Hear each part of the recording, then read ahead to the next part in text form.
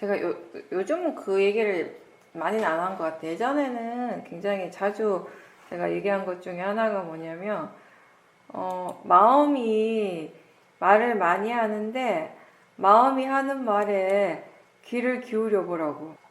제가 그런 얘기를 많이 했어요. 마음을 알아차림한다라고 하는 거 뭐 여러 가지가 있겠지만, 마음이 지금 어떤 말을 하는지 알아차림하는 거예요. 그 말의 내용에 빠지라는 것이 아니라, 마음에 말을 하고 있는 그걸 지켜보는 것이에요. 대상에 대해서.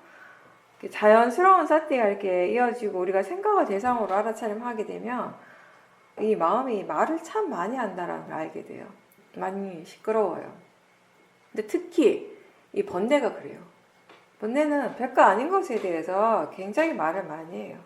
우리를 막 동요하고 흥분시키려고 말을 많이 합니다. 그래서 제가 옛날에 호두마을에서 수행 법회할 때 그 얘기를 했었는데, 제가 TV에서 막 이렇게 채널을 돌리다가 홈쇼핑을 보잖아요. 사실 우리 홈쇼핑 볼 일이 별로 없는데, 홈쇼핑을 봤는데, 보면서 제가 너무 재밌었던 게, 그 상품이 재밌었던 것이 아니라, 그 홈쇼핑에 물건 파는 사람, 쇼호스트잖아요. 그 사람이 말을 하는 걸 이렇게 지켜보는데, 정말 그게 이제 번뇌의 어떤 그런 번뇌를 형상화시키면 이미지화했을 때 그런 모습이 아닐까라고 하는 생각을 하게 된 거예요. 그러니까 어떻게든 물건을 팔아야 돼요. 어떤 식으로든 우리를 꼬셔야 되는 거예요. 열과 성을 다 해요. 그래서 계속 듣다 보면 처음에는 에이 하면서 뭐 별로 그 물건에 관심도 없었어요. 그냥 별 생각 없이 이렇게 듣다가 사람들 마음이 어떻게 변하는가 하면, 지금 당장 내가 전화를 하지 않으면 안 될 것 같은 거예요. 지금 당장 이 물건을 사지 않으면 내가 엄청 큰 손해를 보는 것 같아요. 물건을 안 사는 게 큰 이익인데, 나중에 듣다가 보면 물건을 안 사면은, 물건을 사는 게 나한테 큰 이익이고 안 사면 큰 손해를 보는 것 같은 그런 착각을 하게 되는 거예요. 엄청 후회를 할 것 같고. 그래서 막 마음이 듣다가 보면 처음에 난 별 느낌 없이 마음이 이렇게 듣다가 점점 마음이 조금씩 뭔가 동요하고 흥분하고 들뜸이 느껴지는 거예요. 이미 지금 이제 탐심이 일어나기 시작했다는 것이거든요. 그래서 제가 그때 그거 보면서 굉장히 재밌게 봤는데, 이게 그 TV에서 보이는 그 모습이 우리 마음을, 번뇌를 대상으로 볼 때 제가 느꼈던 거 너무 비슷한 느낌을 받던 거예요, 그때. 그래서 되게 재밌었다라고 생각을 했었는데, 네, 번뇌는 그렇죠. 근데 반면 지혜는 어떻습니까? 지혜의 느낌은 굉장히 부드럽고 안정적인 느낌이에요. 지혜도 말을 해요. 말을 하는데 그렇게 많이 하지도 않아요. 그리고 지혜의 말을 들었을 때 우리가 동요하거나 들뜨지 않게 되는 것이고. 그래서 번뇌의 마음도 있고 지혜의 마음도 있고 각자 지가 할 말을 합니다. 서로 막 주고받아요. 그 주고받는 걸 이렇게 지켜보면 재밌거든요.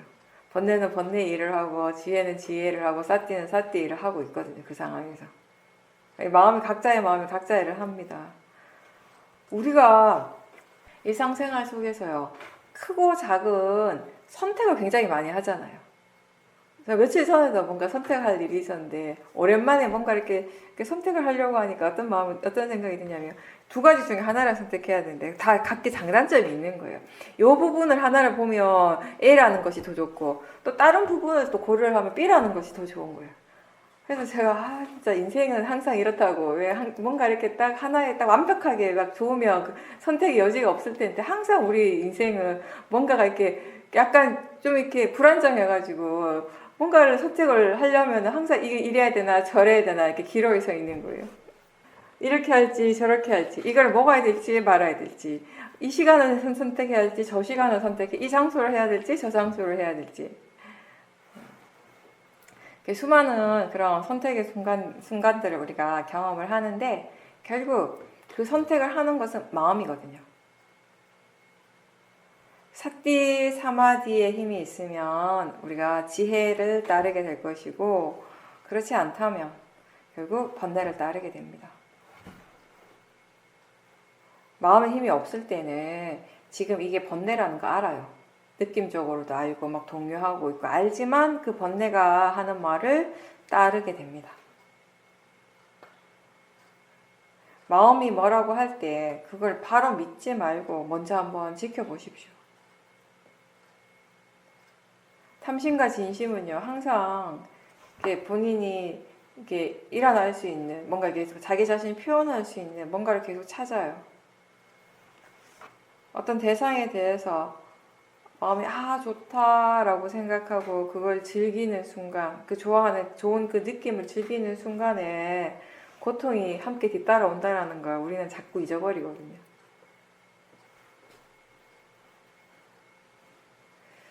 그러니까 다양한 상황에서 일어나는 마음들을 이렇게 잘 지켜보고 마음이 하는 말에 너무 이렇게 끌려가지 않으면서 객관적으로 이제 바르게 잘 지켜보면서 그런 원인과 결과에 대한 그런 이해들을 이제 점점 더 많이 하게 되면 이제 여러 가지 체험들이나 대상에 대해서 보다 더 좀 이성적으로 바라보게 되고 뭔가 이런 선택들도 보다 더 이렇게 이성적으로 할 수 있는 그런 마음의 여유가 이제 생기게 되는 거죠.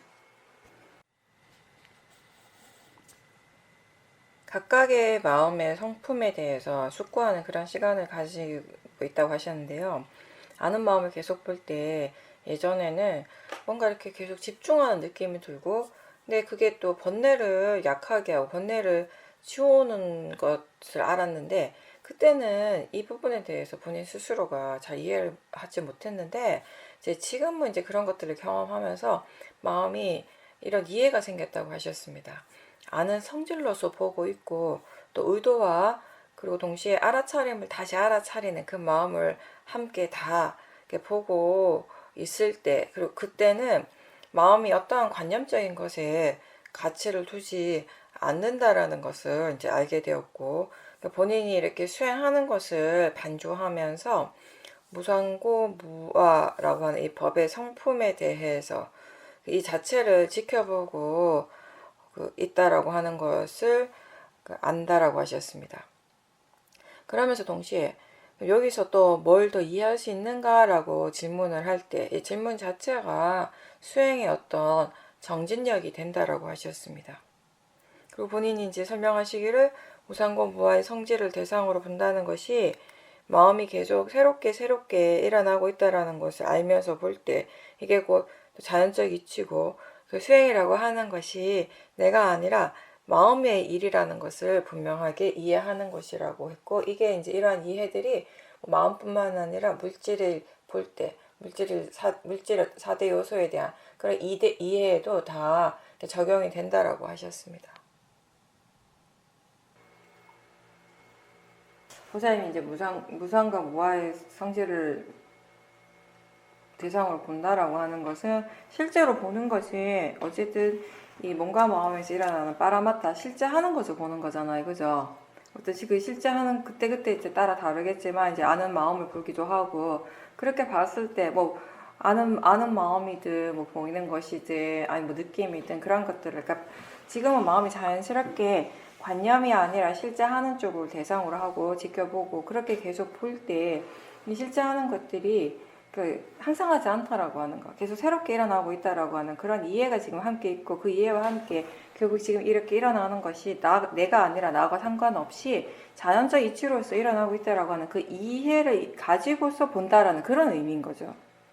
예, 그렇게 제가 이해를 지금 받아들이거든요. 그렇게 하시면 맞게 하시는 거, 정확하게 하시는 거예요. 예. 우리가 처음에 이제 보살님께서 이제 말씀하신 거는 예전에 보살님이 그 인터뷰한 거 저도 기억나요. 그러니까 아는 마음을 계속 대상으로 보고 있을 때 그 사티가 이어지는데 뭔가 이렇게 하나에 집중되는 느낌이 일어난다라고 하는 거. 그때도 제가 이 설명을 했던 것 같은데, 우리가 이제 윗바사나에서는 대상을 정해놓고 보지 않기 때문에 대상이 계속 바뀌게 돼요. 계속 바뀌게 되는데 그러면서 사띠가 자연스럽게 잘 될 때, 이제 내가 막 크게 애쓰지 않아도 내가 수행한다는 그런 느낌 없이 자연스럽게 사띠가 이어질 때는 항상 우리가 아는 쪽에 관심을 두라고 하잖아요. 그죠? 수행하는 마음에 관심을 두고 이렇게 수행을 하라고 할 때, 그거 이제 이 마음을 대상으로 아는 쪽을 대상으로 했을 때, 알아차리는 마음을 대상으로, 아는 마음을 대상으로 했을 때, 이게 뭔가 이렇게 이 수행하는 마음을 다시 알아차리는 마음이 있잖아요. 그죠? 그럼 이제 앞에 마음이 대상인 거고 뒤에 마음이 그 수행하는 마음이 된 거예요.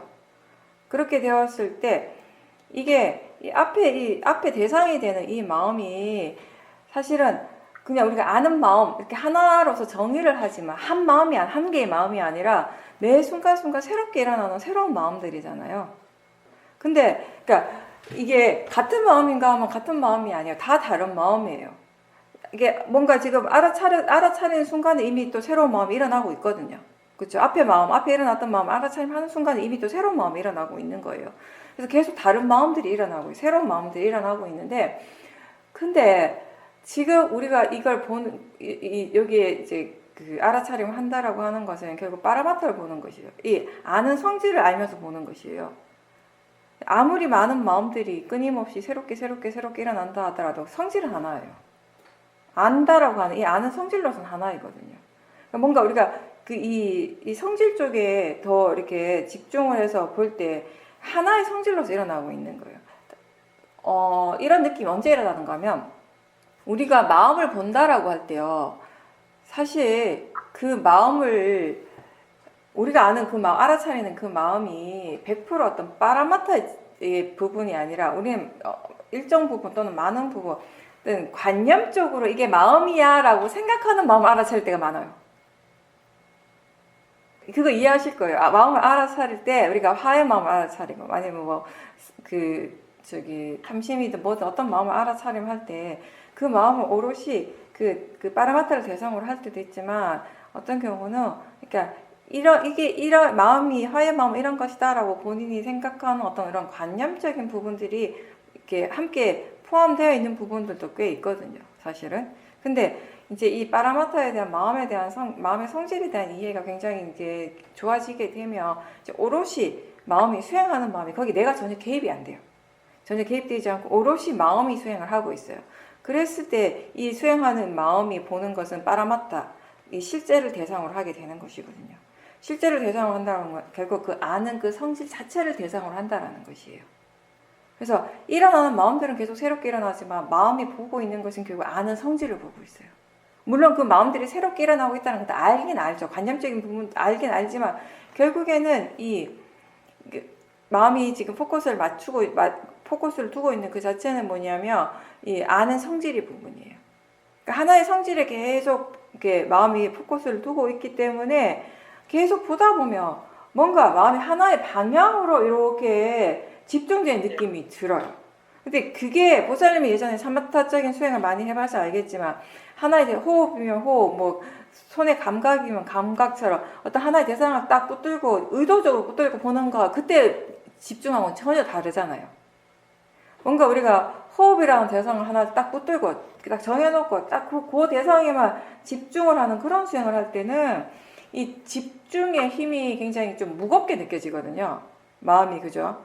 근데 이렇게 그 빠라마타 하나의 성질에 그러니까 관념이 아니라 하나의 그 성질 쪽에 빠라마타 쪽에 딱 마음이 이제 그쪽으로 관심을 딱 틀어가지고 거기를 계속 보고 있게 되면 그 성질을 계속 알아차리는 거예요. 그러니까 이걸 하나에 집중을 한다라고 하지만 사실 수행하는 마음도 계속 새롭게 일어나요. 계속 알아차리고 계속 이렇게 하는 거예요.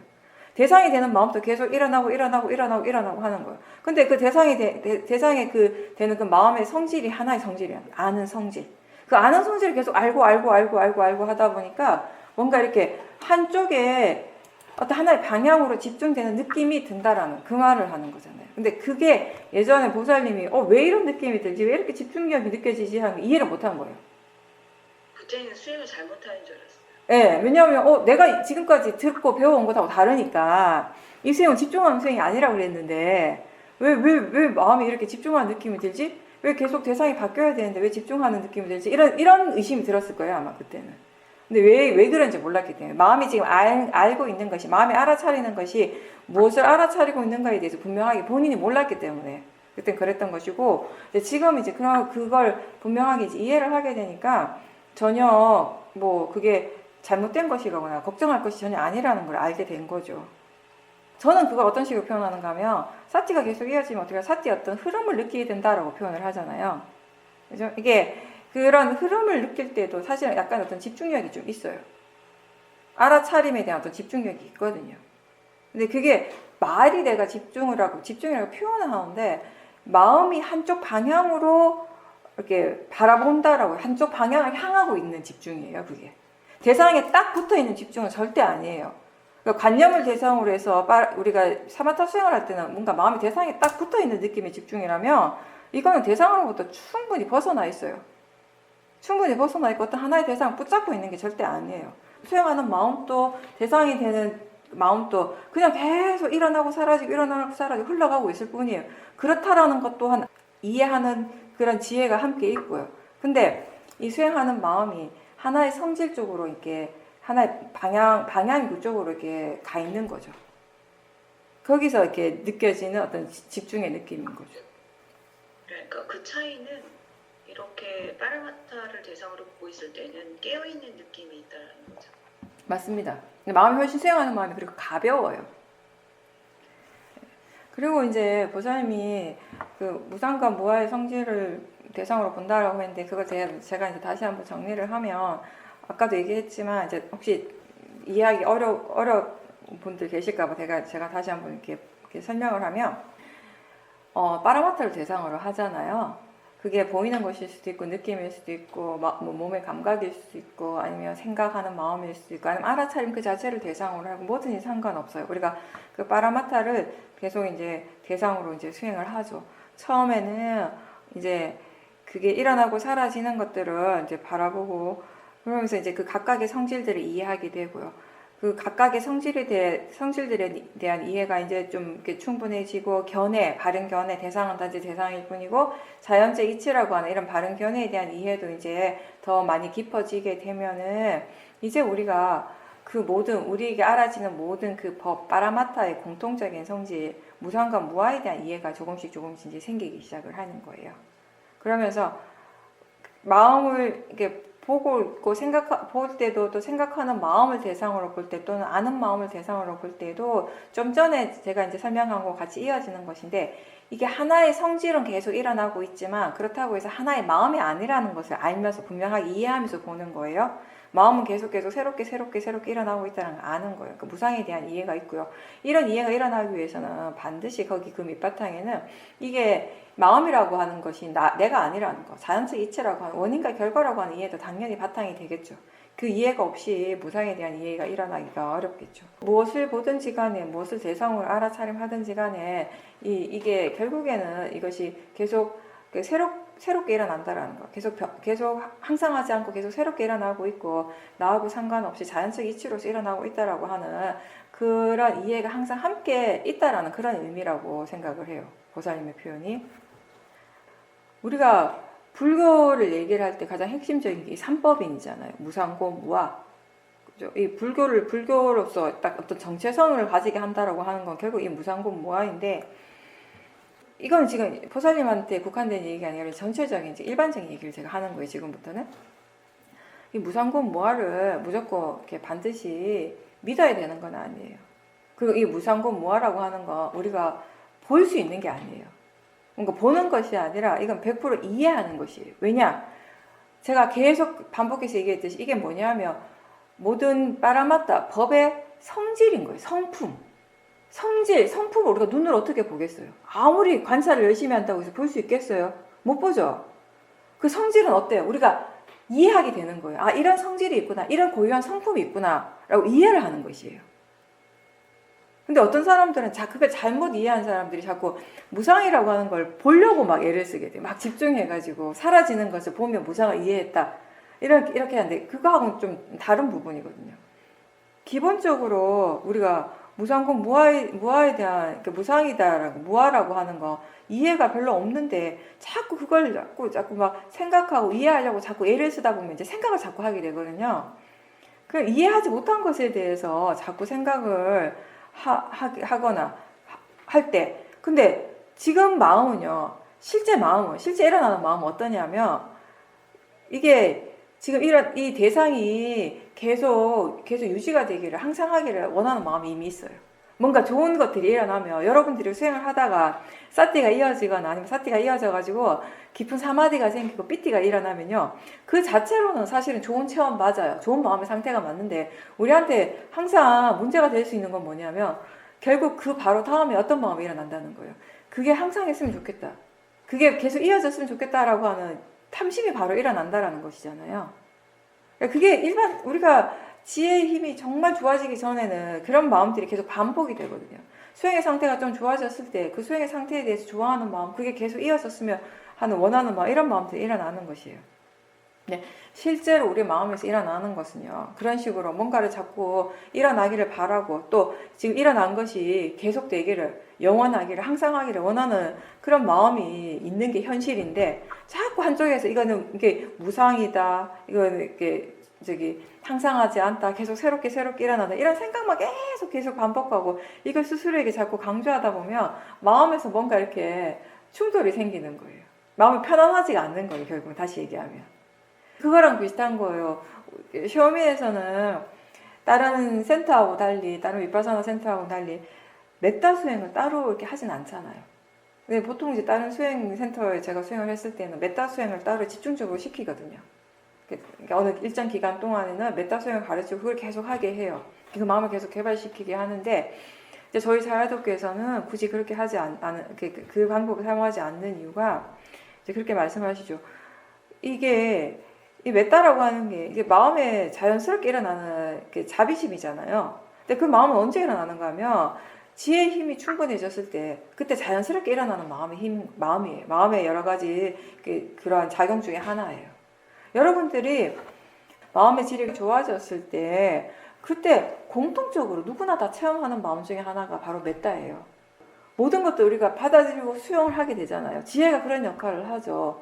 다른 사람에 대해서, 다른 존재들에 대해서 우리 자연스럽게 마음이 오픈되어지고 열려지고요, 넓어지게 되는 거예요. 수용이 되어지는 폭이 넓어지게 되는 것이거든요.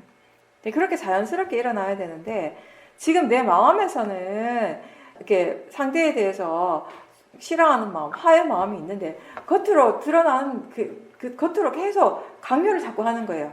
이렇게 메타를 좋은 마음을 일으키려고 자꾸 강요를 하다 보면 이게 충돌이 되어가지고 오히려 더 마음이 불편해질 수 있다라는 것이에요. 근데 그런 비슷한, 그러니까 같은 이치인데, 지금 실제로 일어나는 게 중요한 거예요, 우리한테는. 지금 일어나는 게 뭔가. 지금 내 마음은 무상을 이해를 못했어요. 모르겠어요.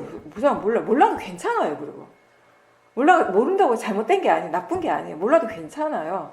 그 대신에 지금 마음이 이 사티가 계속 이어졌으면 좋겠고, 또는 지금 좋은 마음, 이 좋은 느낌이 계속 이어지기를, 계속 항상 하기를 바라는 그 마음이 일어나고 있다면 그 마음을 알아차림하라는 것이에요. 이것 또한 무상하다, 이것도 무하다라고 스스로에게 자꾸 강요할 것이 아니라, 그런 식으로 내가 아직 이해하지 못한 것에 대해서 자꾸 생각을 자꾸 하고 그걸 자꾸 강요를 하다 보면 마음이 편안해지기가 어렵다는 거. 수행을 우리가 편안하게 고요한 마음의 상태를 유지하기가 어려운 거죠. 마음이 어떤 것에 대해서 자꾸 생각을 했을 때, 생각을 하면 할수록 마음이 편안해지지 않고 불편해진다면 그건 그거에 대해서 아직 이해가 없다는 거예요.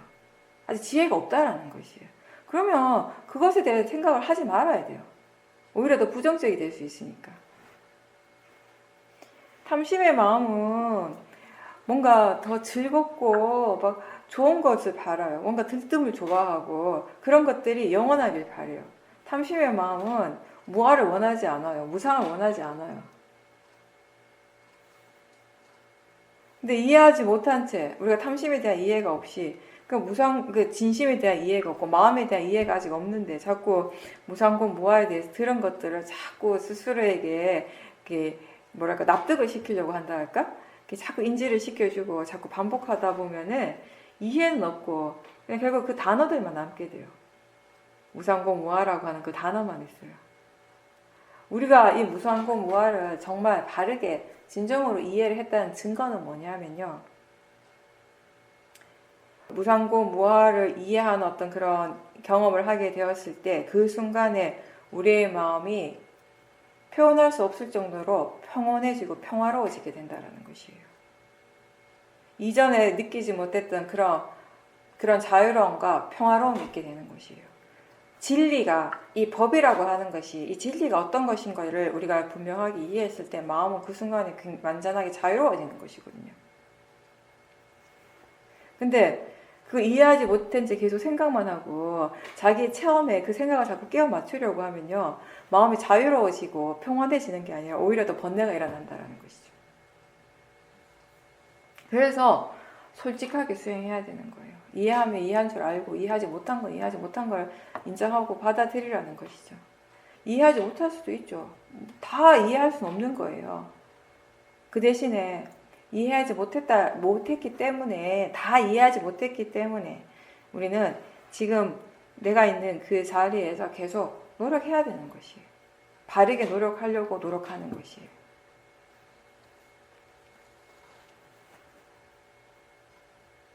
예전에 사회도교에서 그런 말씀 하셨어요. 저 미얀마에서 수행할 때 어떤 스님이 계속 수행을 하고 알아차림을 계속 하면서 이제 결국에 일어나는 것들이 계속 이제 사라지는 것을 본 거예요. 근데 그게 이제 우리가 견해가 바르면 무상을 이해한 거잖아요. 계속 새롭게 일어나고 앞에 것이 사라지고 우리가 바른 견해로서 수행을 하면 그 순간에 너무너무 행복하거든요. 아, 이게 바로 무상이구나. 무상의 성질이란 것이 바로 이런 것이구나 라고 이해하는 순간에 마음이 한없이 환해지고 밝아지고 가벼워지고 행복해져요. 근데 그 순간에 그 스님이 굉장히 갑자기 뭔가 두려움을 느꼈다는 거예요. 이러다가 내가 사라지는 것이 아닌가. 이런 생각 때문에. 수행을 하는 마음에 바른 견해가 없었기 때문에. 나라고 하는 그런 견해를 가지고 수행을 했기 때문에 결국 사라지는 것이 나라고 생각하니까 무서운 거예요. 두려워지는 거예요. 이게 우리가 그런 경험을 하지 않으면 그럴 수도 있나라고 생각하는데요. 그런 경험할 때 그 두려움이 굉장해요. 그냥 이게 사라진다라고 하는 게 우리가 일반적으로 뭔가가 이게 볼펜이 있다가 사라져 이 느낌하고 다르거든요. 이게 굉장히 뭔가가 그게 세상에 마치 전부인 것처럼 느껴지는 그런 순간이 있어요. 세상에 오로지 그것만 존재하는 듯한. 그 순간에 이게 이러다가 나마저 사라지는 것이 아닌가라고 그런 두려움이 확 몰려오게 되는 것이에요. 그럼 굉장히 두려워지거든요. 그래서 그 스님이 너무 무서웠다라는 거죠. 그래서 사마타 수행을 하든 위파사나 수행을 하든 어떤 상황에서든 우리한테 가장 중요한 것은 견해의 부분이에요. 뭐가 일어나더라도 우리가 어떤 것을 체험을 하더라도 그게 내가 아니라고 이해하는 그 지혜가 있어야 되는 거죠. 기본적으로. 생활하다가 다른 사람들한테 미안한 마음이 일어날 때가 있었는데 그 마음을 이제 지켜보니까 그게 이제 사그라들었고 또 모임에서 이제 음식을 함께 먹는 때가 있었는데 그 음식을 보는 순간에 마음이 욕심으로 바로 딱 먹지 않고 좀 뒤로 물러나는 주춤하는 느낌이 있었다고 하셨습니다. 그때 이제 마음을 보니까 이 먹고자 하는 욕심을 따라서 마음대로 이제 마음껏 먹고 나면 결국 그 뒤에 오는 과정들이 힘들고 고통스럽다는 그런 이전에 그런 체험들에 대한 기억들이 일어나고 있었고, 그래서 마음이 그런 것들을 생각하면서 음식에 대한 욕망을 따르지 않았다라고 하셨어요. 음악회에서 음악을 들으면서도 이제 일어나는 그런 마음들을 계속 지켜보니까 그 내용에 빠지지 않고 수행하는 것을 재밌게 할 수 있었다라고 하셨습니다. 제가 아까 본문에서 얘기한 것처럼 우리가 일상에서 일어나는 일들은 뭐 그냥 되게 특별한 일들은 아닐 수 있어요. 그냥 우리가 반복하는 일들, 뭐 반복이 아니라 하더라도 그냥 일상적인 일들. 근데 이제 수행자가 하는 일은 그 안에서 그 법을 이제 보도록 노력하는 거잖아요.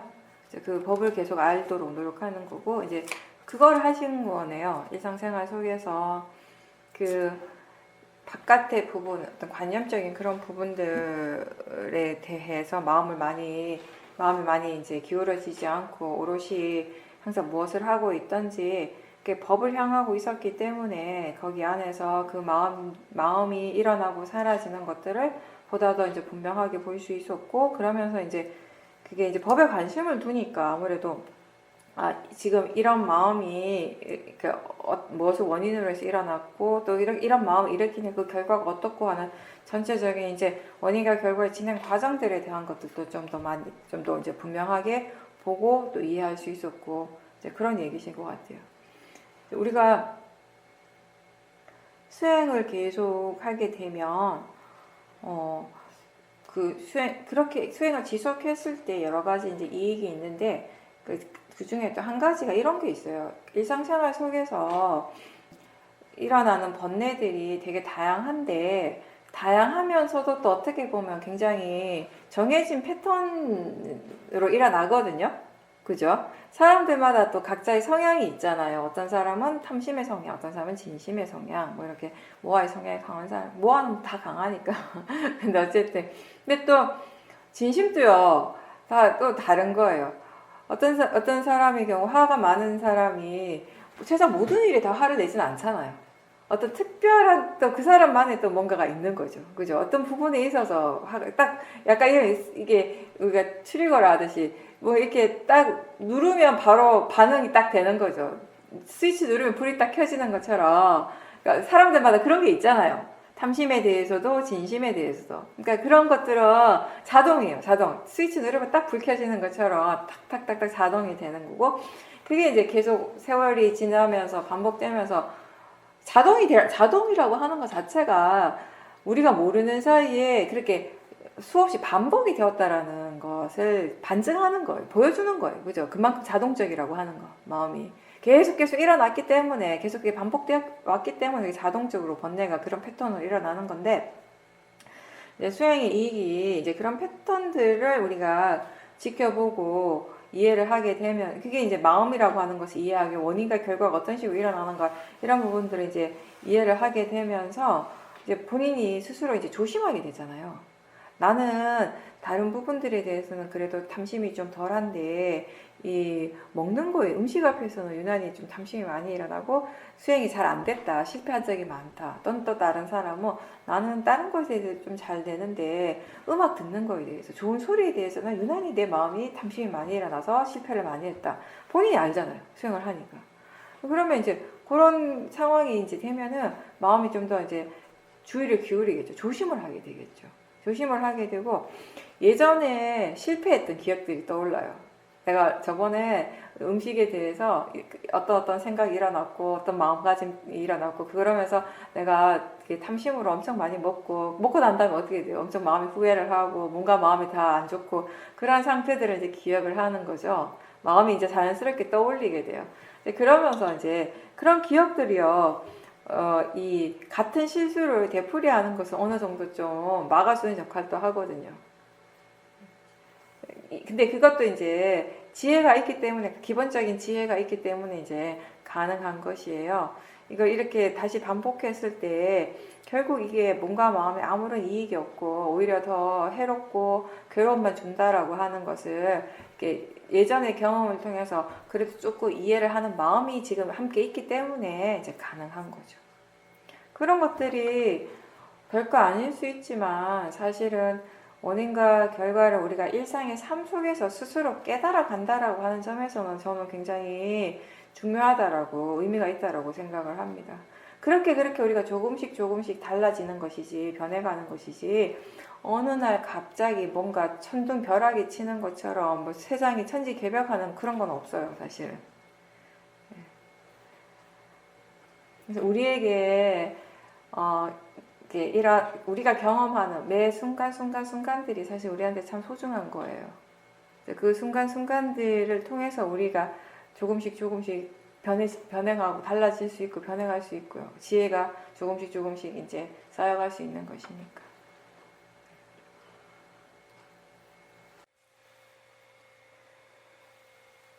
부살님께서 어떤 사람에 대해서 이제 대화를 하고 난 다음에 마음이 무겁고 안 좋은 상태가 계속 되어가지고 수행하면서 그 마음에 대해서 이제 조사를 했는데 그때 문득 내가 이미 만들어 놓은 그런 마음의 틀이 이미 있고 잣대가 있다라는 것을 분명하게 알게 되었다고 하셨습니다. 이 어리석은 마음 때문에 바르지 않는 생각과 또 바르지 않는 말이 나온다는 것 또한 보다도 분명하게 다시 알게 되는 계기가 되었다고 하셨어요.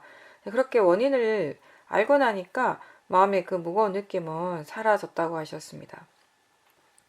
이런 바르지 않는 생각, 그 번뇌를 해결할 수 있는 것은 결국 수행이라고 하는 이해가 있기 때문에 또 이번 경험을 통해서도 수행에 대해서도 스스로 좀 더 바른 방향성에 대해서 생각하고 느끼는 기회가 되었다라고 하셨습니다. 그러면서 예전에 알았던 어떤 스님의 법문을 굉장히 오랜만에 들을 기회가 있었는데, 순간 그 스님에 대해서 이미 있는 본인의 어떤 그런 뭐 선입견 이런 것들이 훅 올라오는 것이 느껴졌고, 그래서 그 마음을 먼저 이렇게 지켜보고, 그런 그 마음이 그런 선입견이나 그런 상이 없는 상태에서 법문을 들었는데, 그 본인에게 이미 상대에 대한 바르지 않는 그런 생각이 있었다면, 그런 생각을 가지고 법문을 들었으면 사실 법문도 제대로 들을 수 없었을 텐데, 그런 본인의 잘못된 생각, 그런 사항 없이 순수한 마음으로 법문을 들으니까 수행 방법은 다르지만 그 법문을 통해서 또 본인이 도움이 되는 그런 부분들도 있었다라고 하셨습니다. 그러면서 마음의 의도가 일어나고 또 그 의도로 인해서 그 다음 마음이 일어나고 이러한 과정들을 요즘 좀 더 잘 보게 되면서 원인과 결과라고 하는 이 자연적 이치에 대한 이해도 보다 더 분명해지고 있다라고 하셨습니다.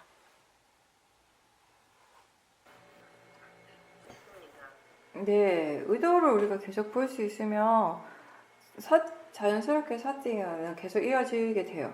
그죠? 의도 항상 일어나니까 굉장히 미세한 마음이고 항상 일어나는 마음이니까, 그리고 또 의도를 본다라고 하는 것의 가장 좋은 이점은 뭐냐면, 지금 보살님 말씀하신 것처럼 그걸 봄으로 해서 이 마음이 어떻게 해서 일어나는지를 바로 알게 되는 거예요. 그죠? 그냥 원인 없이 일어나는 건 절대 없어요. 원인이 있기 때문에 일어나고, 그리고 그 지금 일어난 이 의도에 의해서 이 마음이 일어났다면 또 이 마음에 의해서 이 마음 때문에 이런 생각들이 일어난다는 걸 알게 돼요. 또 이런 생각이 일어나니까 내가 그 사람에 대해서 또 좀 안 좋은 표현을 하게 되고, 바르지 않은 말들을 하게 되고, 바르지 않은 행동을 한다라는 걸 스스로 알게 되는 거죠. 이제 그런 것들을 우리가 충분하게 다 알고 보지 못하면은 우리 또 이런 수도 있어요. 내가 어떤 사람에 대해서 번뇌를 이미 일으키고 있다면, 이미 어떤 도사가 있다면 그거에 대한 또 우리는 좀 안 좋은 자책감 같은 걸 느끼게 되는 것이거든요. 왜냐하면 내가 그 사람을 싫어한다, 내가 그 사람에 대해서 안 좋은 생각을 하고 안 좋은 마음을 일으키고 안 좋은 말을 한다라고 생각을 하게 되니까 우리가 어쩔 수 없이 그런 부분이 있게 되는 거예요. 근데 이제 이런 식으로 의도를 보고, 의도에 의해서 일어나는 마음을 보고, 마음에 의해서 일어나는 생각에 의해서 일어나는 표현되어지는 말이나 행동을 이렇게 우리가 다 전체적인 이런 과정들을 보게 되면 거기에 나는 없어요. 마음이 있지. 마음이 있고, 의도가 있고, 마음이 있고, 느낌이 있고, 마음이 있고, 생각이 있고, 마음이 있고, 말이 나오는 것이고, 그죠? 생각이라는 것도 결국 말이라고 하는 거 생각이 표현이 뿐이고요. 그런 것들을 봤을 때 거기 나는 없어요. 나는 없고, 그런 원인과 결과로서 볼 때 우리가 나에 대한 자책감이 없기 때문에 바르게 수행을 할 수 있게 되는 것이고, 왜 그런 마음, 그리고 더 중요한 것은 결국 그 번뇌를 보게 되는 것이잖아요. 우리가 바르게 보게 되는 것이에요. 나라는 그런 어떤 자책감을 가지고 번뇌를 보면 보기는 봐도 제대로 보기 어렵거든요. 보는 마음에 힘이 들어가게 되고. 근데 가볍게 이제 우리가 그 번뇌를 대상으로 이제 보게 되는 것이고, 그렇게 봄으로 해서 그 번뇌가 이제 약해진 거예요. 그 번뇌가 약해진 상태로 이제 법문을 들으니까 이제는 그 법문의 내용에만 순수하게 마음이 집중을 할 수 있었던 거예요. 그 전에 만약에 보살님께서 그 번뇌를 제대로 보지 못했으면 번뇌가 그 법문을 들어요. 번뇌가 그 법문을 들으면 어떻게 듣겠어요? 우리의 마음이라는 거 여러분도 아시잖아요. 듣고 싶은 대로 듣거든요. 그러니까 지혜로서 말을 들을 때와 똑같은 말이지만 번뇌로서 말을 들을 때 그 마음이 그걸 어떻게 해석을 하는가 전혀 다를 수밖에 없어요. 제가 한 가지 예를 들면, 부처님 당시에 부처님께서 무조건 다 좋은 말씀 하셨을 거 아니에요. 부처님이 안 좋은 말, 중생들에게 안 좋은 말, 불이익 되는 말씀 하셨겠어요? 다 이익이 되고 좋은 말씀을 하셨죠, 당연히. 근데 그걸 듣는 사람들한테는 듣는 사람 마음이 다 다르기 때문에 그 좋은 말씀도 어떤 사람들한테는 안 좋게 들리는 거예요. 실제로 어떤 일이 있었냐면, 부처님께서 처음에 수행을 이렇게 말씀하실 때 비구 스님들한테 부정관을 많이 하셨대요. 그 부정관을 하다 보면, 그러니까 자기 자신에 대한 이 몸에 대해서 혐오하는 그런 거 표현들이 많이 나오잖아요. 염오하고 이런 거. 근데 그게 우리가 여러 번 얘기했지만, 막, 저기 너무 싫어. 막 이게 아니에요. 그죠? 진절머리 친다니 그 말이 아니라 이게 진짜 이 몸이라고 하는 것이 정말 이게 집착할 만한 것이 아니구나. 이게 뭐 좋아할 만하고, 좋아하고 집착할 것이 아니야. 이런 것들을 이해하는 것인데, 거기에 대한 것을 이해하지 못하는 게 이게 진짜 더럽다. 진짜 부정하다. 이런 생각을 가지고 하니까 그 비구 스님들이 그걸 못 견디고 자살을 하는 일이 생겼던 거예요. 그래가지고 나중에는 그런 얘기가 있어요. 그러니까 불교 수행을 얘기를 할 때 가장 일반적으로 호흡관이 많이 나오는 게 그때부터 이제 달라졌다라고. 그전에는 부처님 부정관을 많이 말씀을 하셨다 하거든요. 그러니까 부처님은 그런 의도를 절대 말씀하신 거 아니잖아요. 근데 받아들이는 사람이 그렇게 받아들이는 결과가 그렇게 나타나는 것이에요. 또 부처님께서 이제 깨달으시고 얼마 안 됐을 때 이렇게 광채가 나시잖아요. 원래도 이렇게 잘생기셨겠지만 이렇게 깨달으신 분이니까 거기서 풍긴 아우라 이렇게 대단하니까 그 어떤 나라에서 굉장히 미녀가 있었는데 그 나라 최고의 미녀라고 손꼽히는 사람인데 그 사람이 이렇게 부처님 모습이 반한 거예요. 그래서 자기 부모한테 가가지고 나는 저분하고 결혼하고 싶다고 그렇게 얘기해가지고 그 부모가 이제 부처님만 찾아가서 이제 결혼시키려고 처음에 이제 뭐가 뭔지 모르고 이제 그런 거죠. 그 사람들도. 이제 갔는데 이 부처님께서 법문을 하신 거예요. 그 부모하고 그 딸한테 법문을 하시기를 나는 저런 이 똥과 오줌 고름으로 가득 찬 저 더러운 몸뚱아리에 전혀 애정이 없다, 관심이 없다. 이제 이런 이제 법문을 하신 거예요. 그러니까 근데 그 부모는 성근이 있었어요.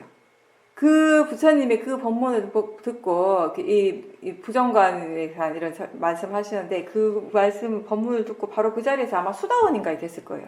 그래서 깨달음을 얻었을 만큼의 어떤 성근이 있었던 사람들인데 이 딸은 그게 아니에요. 딸은 그러니까 부모들은 똑같은 부처님 말씀 한 자리에 들었지만 부모님은 그걸 듣고 수다원에 이르렀지만 그 딸은 그때부터 부처님에 대해서 완전히 철천지 왼수가 된 거예요.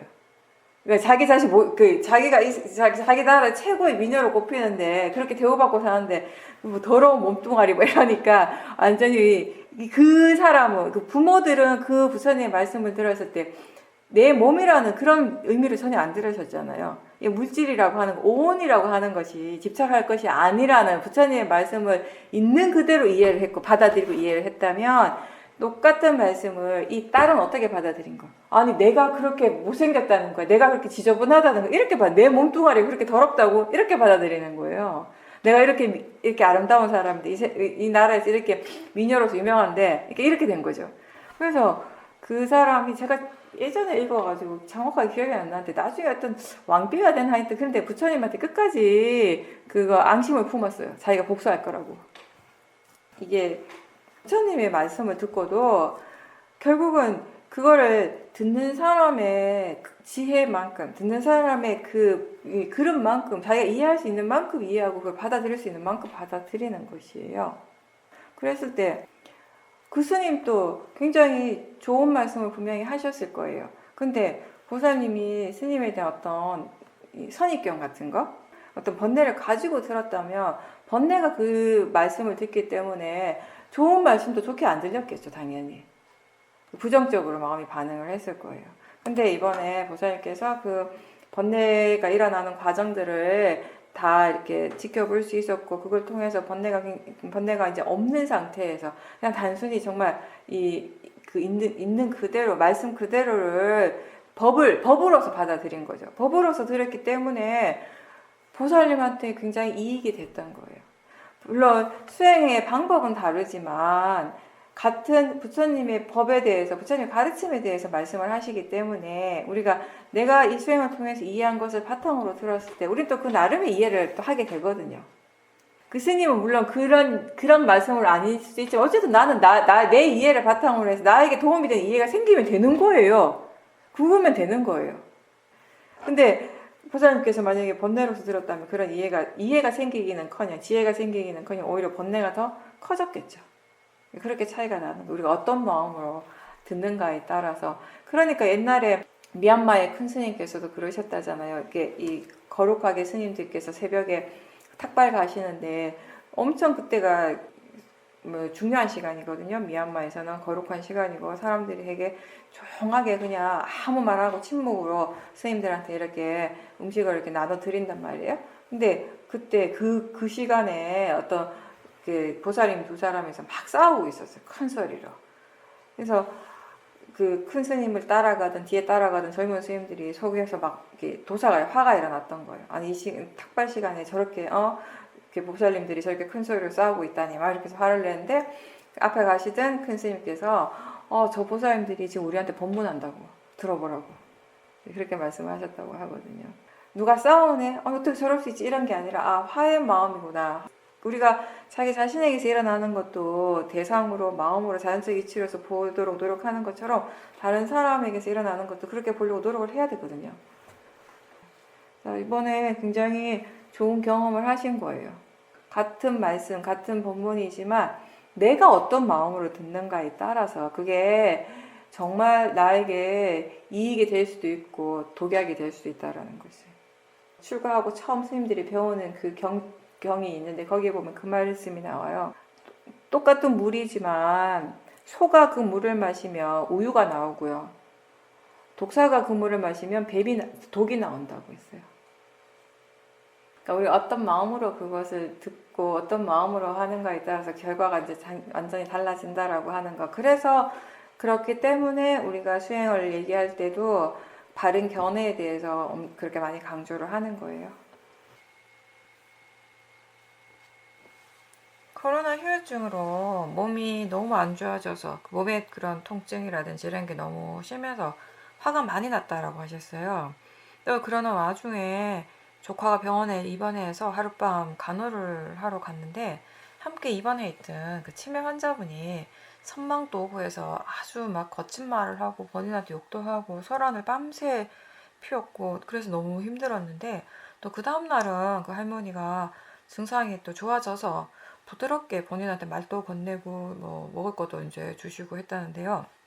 근데 이제 보살님은 밤새 화가 너무 많이 나 있었기 때문에 처음에는 이제 별로 상대를 하고 싶은 마음이 없었는데 이제 그 치매 환자를 보면서 내가 지금 몸이 너무 안 좋아서 정말 최악이라고 생각했는데 사실은 몸이 아픈 것보다 정신이 저렇게 큰 병이 드는 것이 정말 안 좋은 일이구나 라고 생각을 하게 됐다고 했습니다. 그래서 내가 자꾸 이렇게 화를 내는 것 또한 마음엔 정말 안 좋은 것이라는 생각이 들고 지금까지 그 어느 때보다 그 수행에 대한 어떤 절박함, 결의가 생겼다라고 하셨습니다. 그 상대방을 보면서 절대 저렇게 마음이 저렇게 되어서는 안 되겠다라고 하는 그런 결의가 생기고 그 수행을 하기 위해서 이제 최선의 노력을 하고 있다라고 하셨습니다. 그러면서 이 변하지 않는 그 마음의 어떤 굳건함을 보면서 마음을 세운다고 하는 것, 서원이라고 하는 것에 대해서 예전엔 잘 이해를 하지 못했는데 이렇게 이제 마음이 변하지 않는 그런 굳건함 이런 부분이 이 서원과 이렇게 연결되는 것이 아닐까라고 생각하게 됐다라고 하셨습니다. 절박함이 있었던 거죠. 절박함 말 그대로. 근데 그 절박함, 강력한 신념이 탐심을 기반으로 하지 않는 게 중요하고 일단 이제 그런 경우 대체로 사람들이 우리가 왜 막 정말 열심히 수행을 해야겠다면서 어떤 절박함, 뭐 간절함, 뭐 이렇게 정말 강력한 신념을 가지고 막 수행을 하는데 근데 그게 부르르 확 끌어오르다가 한 며칠 있으면 확 이렇게 잦아드는 경우가 잦아드는 정도가 아니라 얼음장처럼 차가워지는 그런 경우를 경험하는 거죠. 왜 그런가 하면 그 밑바닥에 그 절박함이 정말 어떤 뭔가 마음이 어떤 지혜를 바탕으로 한 것이 아니라 탐심, 그죠? 이런 것들을 바탕으로 해서 진심과 탐심을 바탕으로 하게 되면 금방 이제 식어버리는데, 이제 보살님께서는 그런 경우는 아닌 것 같고, 우리가 이제 서원을 세운다고 얘기를 하잖아요. 그래서 이게 서원을 세우는 것도 조심을 해야 돼요. 방금 얘기한 것처럼 뭔가 이렇게 탐심으로서 내가 강력하게 이거 원해, 이거하고는 다른 거예요. 사람들이 뭔가 서원이라고 하면 뭔가 이렇게 강력하게 바란다라는 이런 느낌으로 생각을 하게 되는데, 우리에게 있어서 서원은 그런 거라기보다는 약간 이렇게 생각하시면 돼요. 뭔가 우리가 수행을 한다라고 하는 건 어떤 큰 어떤 하나의 어떤 방향성을 가지고 그 방향성을 향해 가는 길이잖아요. 그 길 위에 서 있는 거예요, 우리가 지금. 그죠? 근데 그 길 위에서 가장 중요한 건 뭐냐면 그 목적지를 보고 그 목적지에 대해서 계속 생각하고 하는 것이 아니라, 이 길 위에서 우리가 해야 될 건 뭐냐면 지금 매 순간 한 걸음 한 걸음 내딛는 그 현재예요. 그 현재에 깨어 있음이에요. 근데 일단 우리가 이렇게 길을 가는 거, 뭔가 어떤 찾아갈 때, 장소를 찾아갈 때 가장 기본이 되는 거, 중요한 거는 일단 바르게 가야 되잖아요. 그 길을 향해서. 길도 아닌데 그쪽 가는 길이 아닌 다른 쪽으로 가서는 아무리 가봤자 우리가 실패하는 거니까 일단 바른 방향성을 가지고 가는 것이 중요하거든요. 그렇게 갔을 때 그 결과가 어떨 것이라는 걸 우리가 알아요. 어떤 방향으로 가고 있고, 그렇게 나아갔을 때 그 결과는 어떻게 된다는 걸 알죠.